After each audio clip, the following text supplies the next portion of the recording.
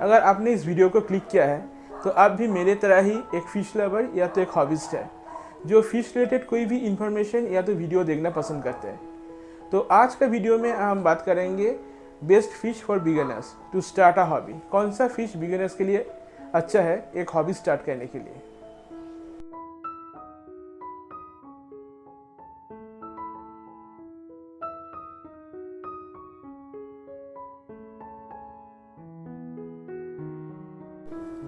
तो जो बिगिनर्स है जब और ये हॉबी स्टार्ट करता है तो मोस्ट ऑफ द केसेस उन बिगिनर्स को ये मालूम नहीं होता है कि कौन सा फिश से स्टार्ट करना चाहिए।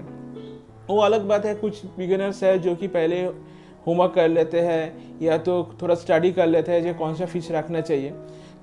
लेकिन in most of the cases क्या होता है, जब भी कोई बिगिनर्स एक्वेरियम स्टोर में जाता है कोई फ़िश खरीदने के लिए, तो मोस्ट ऑफ द केसेस में जो एक्वेरियम स्टोर्स ओनर होते हैं वो इस बिगिनर्स को ठीक तरह से गाइड नहीं करते जो कौन सा फ़िश है उसे ये हॉबी स्टार्ट करना चाहिए, या तो जिस दिन वो टैंक सेल करता है उसी दिन ही फ़िश उस बिगिनर्स को दे देता है।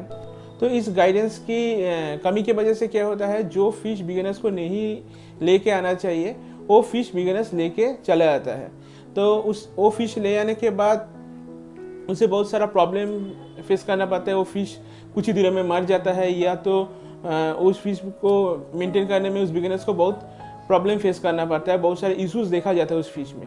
तो धीरे धीरे क्या होता है, वो जो हॉबिस्ट है, जो बिगिनर्स है, जिसने वो हॉबीज जस्ट स्टार्ट किया है, तो वो डीमोरलाइज हो जाता है इस हॉबी में और धीरे धीरे इस हॉबी से उसका इंटरेस्ट ख़त्म हो जाता है। तो इसलिए आज का जो वीडियो है वो बिगिनर्स के लिए है कि कौन सा फ़िश आपको रखना चाहिए, कौन सा फ़िश से आपको स्टार्ट करना चाहिए, जो कि बहुत ही हार्डी फ़िश है और बहुत ही सुंदर फ़िश है एक हॉबी स्टार्ट करने के लिए।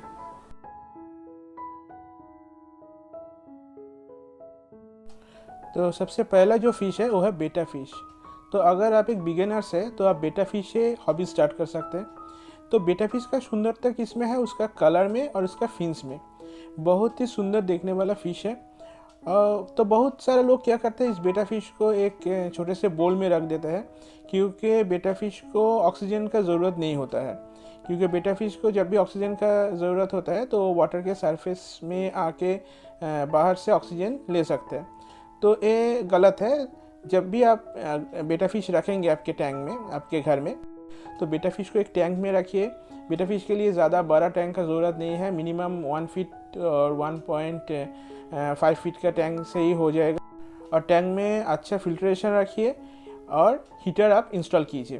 क्योंकि देखिए, अगर पानी साफ़ नहीं रहेगा, अगर आप फ़िल्टर ऐड नहीं करेंगे, बहुत सारे लोग बोल में रख देते हैं, फ़िल्टर ऐड नहीं करते हैं, तो इससे क्या होता है, पानी गंदा हो जाता है, उससे बहुत सारे इश्यूज देखा जाता है। बेटा फ़िश का फिन्स रॉट होना स्टार्ट हो जाता है।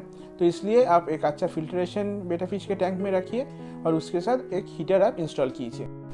एक्चुअली किसी भी फ़िश को बोल में रखना ठीक नहीं है। अगर आप किसी भी फ़िश को अगर एक छोटे से जगह पे रख देंगे तो वो उसके लिए कंजस्टेड हो जाता है, वो ठीक तरह से स्विम नहीं कर पाता है। तो आप बेटा फ़िश नहीं, किसी भी फ़िश को बोल में मत रखिए और एक ही टैंक में आप एक ही बेटा फ़िश रखिए, दूसरा बेटा फ़िश आप मत रखिए। तो अगर आप एक साथ 2 बेटा फ़िश रख देंगे तो वो फाइट करेगा। तो आप एक ही बेटा फ़िश रखिए। और जो आइडियल पीएच है बेटा फ़िश के लिए वो है 7 to 8 और जो टेम्परेचर है वो है 23 degree centigrade to 27 degree centigrade.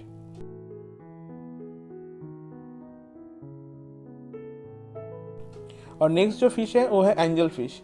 ये एंजल फ़िश बहुत ही यूनिक एक फ़िश है और बहुत ही गॉर्जियस फ़िश है। आपको नाम से ही पता चलता है, नाम में ही एंजल है, तो सचमुच ही एंजल की तरह दिखता है।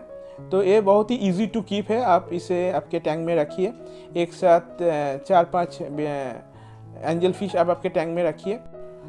तो एंजल फ़िश के लिए जो टैंक है उसका डेप्थ आप ज़्यादा रखिए, मतलब हाइट आप ज़्यादा रखिए, क्योंकि एंजल फ़िश का ब्रेथ ज़्यादा होता है, तो इसलिए वो ठीक अच्छी तरह से स्विम कर पाए, इसलिए टैंक का हाइट आप थोड़ा ज़्यादा रखिए। और जो मिनिमम वाटर रिक्वायरमेंट है एंजल फ़िश के लिए वो है 29 गैलन्स। और पीएच लेवल आप रखिए 6.8 to 7.8 और वाटर टेम्परेचर आप रखिए 25 degree centigrade to 28 degree centigrade.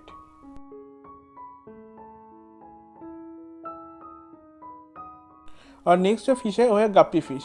बहुत ही हार्डी फिश है टू स्टार्ट अ हॉबी। तो अगर आप एक साथ 8-9 गप्पी फिश आपके टैंक में रखेंगे तो कुछ ही दिनों में आप देखना आपका टैंक में पूरा गप्पी फिश भर जाएगा, क्योंकि ये लाइव बियरस फिश है। तो ये डायरेक्ट अपने बेबीज़ को बर्थ देता है, जन्म देता है, ठीक है। तो हर 40 दिन में ये बेबीज़ को जन्म देता है। तो बहुत ही हार्डी फिश है। तो आप इसे planted as well as non planted किसी भी टैंक पे रख सकते हैं। दोनों टैंक के लिए ये फिश आइडियल है। और मेल जो गप्पीज़ है वो देखने में ज़्यादा सुंदर होता है। तो मेल गप्पीज़ फीमेल गप्पीज़ से साइज़ में थोड़ा छोटा होता है। तो अगर आप ब्रीडिंग करना चाहते हैं तो आप मेल और फीमेल गप्पीज़ मिला के आपके टैंक में रखिए। और अगर आप चाहते हैं कि आपका टैंक बहुत ही सुंदर दिखे तो आप 8-9 मेल गप्पीज़ ला के आपके टैंक में रखिए, तो ये देखने में बहुत ही सुंदर लगेगा। तो जो आइडियल पीएच है गप्पीज़ के लिए वो है 7 to 7.2, और जो वाटर टेम्परेचर गप्पीज़ के लिए है वो है 23 degree centigrade to 28 degree centigrade. और जो मिनिमम वाटर रिक्वायरमेंट है गप्पीज़ के लिए वो है 5 to 10 गैलन्स।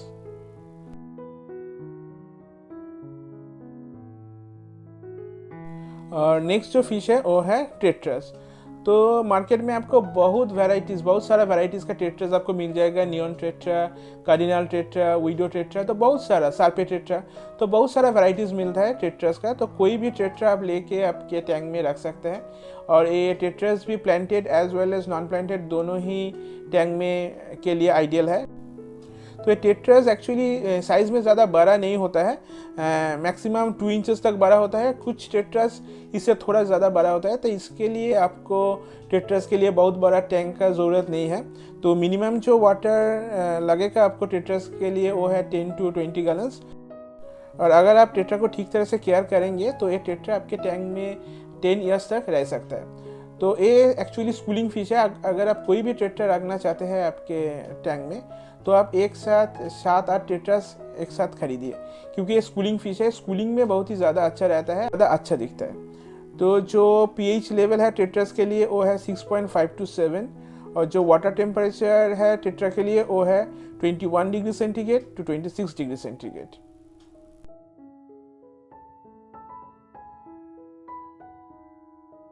और नेक्स्ट जो फिश है वो है प्लेटीज़। तो बहुत सारा लोग प्लेटीज़ और मॉलिस में थोड़ा कंफ्यूज हो जाता है। तो ये प्लेटी फिश लगभग कुछ हद तक मॉलिस की तरह ही दिखता है। और ये प्लेटीज़ भी डिफरेंट कलर्स में मिलता है और बहुत ही एक्टिव फिश है। तो इसके लिए आपका जो वाटर रिक्वायरमेंट है वो है 10 to 20 गैलन्स ऑफ वाटर। और इसका पीएच लेवल है 6.8 to 8, और इसका वाटर टेम्परेचर है 20 to 28 डिग्री सेंटीग्रेड। तो आप एक साथ 5-6 प्लेटीज़ आपके टैंक में रखिए तो आपका टैंक भी बहुत ही सुंदर दिखेगा।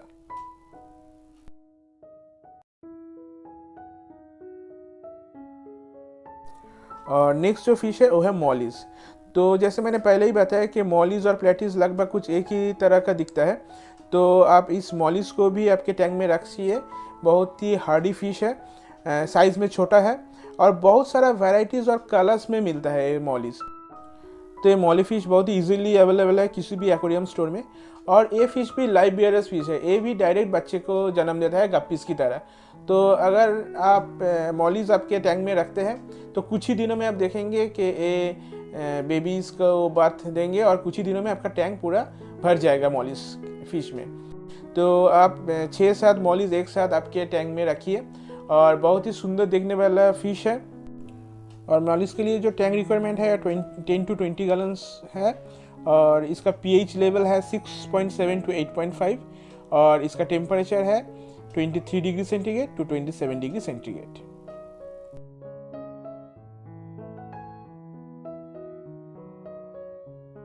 और नेक्स्ट जो फिश है वो है कॉरिडोरस फिश। तो ये भी छोटा सा मछली है, ज़्यादा बड़ा नहीं होता है ये मछली, और मेनली टैंक के नीचे ही रहता है। क्योंकि ये टैंक के नीचे जो भी गंदगी पड़ा रहता है या तो अनइटन खाना पड़ा रहता है तो ये सब खाना वो साफ़ कर देता है। तो अगर आप आपके टैंक में ये फ़िश रखना चाहते हैं तो एक बहुत ही अच्छा आइडिया है और बहुत ही हार्डी फिश है। क्योंकि अगर कोई भी अनइटन फूड आपके टैंक में पड़ा रहता है तो ये कॉरिडोरस फिश इसे खा के पूरा साफ़ कर देता है और आपका टैंक को भी साफ़ रखता है।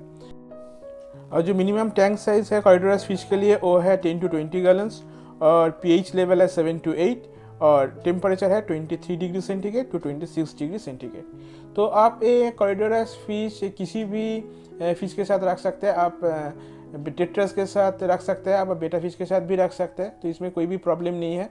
और जब भी आप कॉरिडोरस फिश रखेंगे, अगर आप रखना चाहते हैं तो एक साथ 4-5 कॉरिडोरस फिश आप रखिए, क्योंकि अगर आप 1 या 2 कॉरिडोरस फिश रखेंगे तो ये जल्दी डेड हो सकता है। तो आप इसलिए 4 या 5 कॉरिडोरस फिश एक साथ रखिए।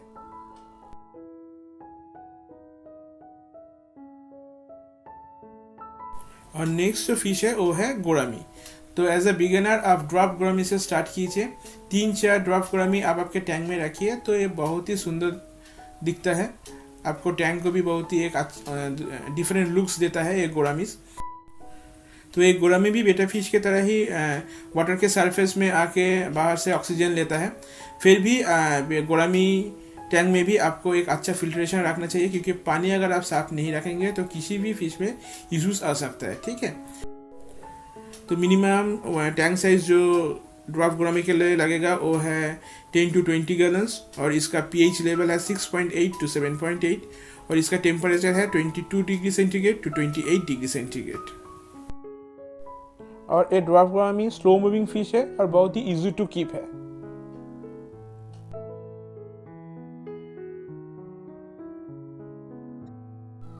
और नेक्स्ट जो फिश है वो है ज़ेब्रा डैनियल्स। ये डैनियल्स फैमिली से बिलोंग करता है और सबसे हार्डिएस्ट और the easiest fish to keep. ये बहुत ही हार्डी फिश है और सबसे इजी है इस फिश को रखना। तो इस फिश के लिए जो मिनिमम टैंक साइज आपको लगेगा वो है 10 गैलन, और इसका जो वाटर टेम्परेचर है वो है 26 degree centigrade to 28 degree centigrade, और pH level 6.8 to 7.5।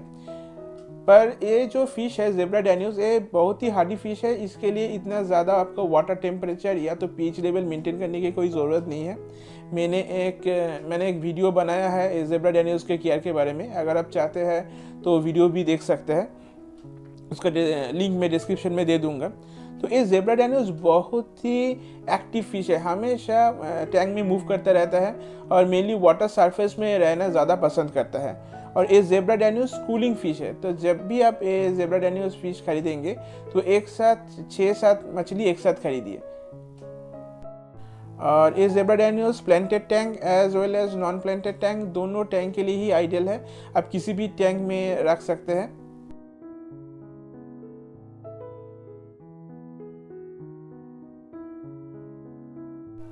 And last but not the least जो फिश है वो है गोल्ड फिश। तो गोल्ड फिश भी बहुत ही हार्डी फिश है, ये भी आप आपके एक्वेरियम में रख सकते हैं।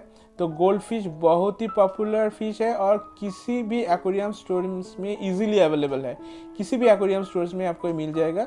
पर हाँ, स्टार्टिंग में आप फैंसी गोल्ड फिश में मत जाइए, नॉर्मल जो गोल्ड फिश है उस गोल्ड फिश से आप स्टार्ट कीजिए।